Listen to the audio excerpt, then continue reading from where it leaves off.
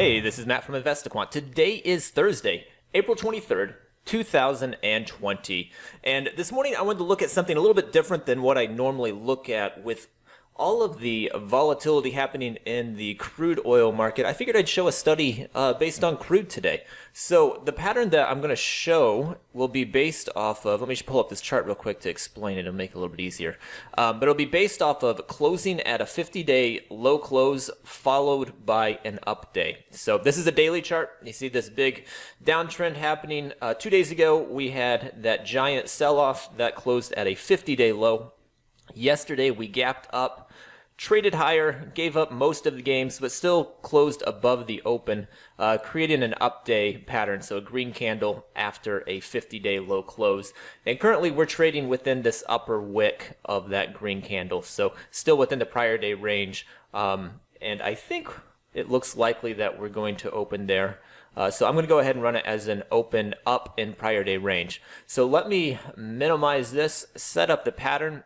I'm going to select the Energies asset group here, go to crude oil, set up intraday open long. So intraday open for crude oil is going to be an entry at 9 a.m. Eastern time.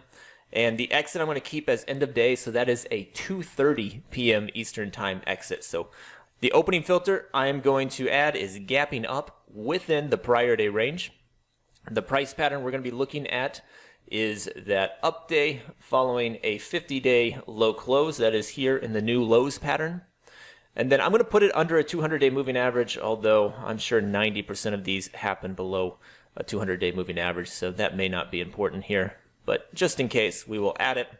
And these are the results. So this is, again, going long at 9 a.m. Eastern time.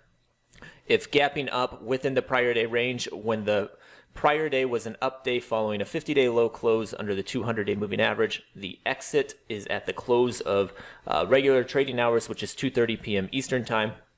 You see the equity curve there is pretty poor, and the win rate pretty poor as well. Just 25 samples. This is not a pattern that can happen often by definition because it does require a 50-day low close. So not something you see all that often, but historically when it has happened, it has been a bit of a bearish pattern.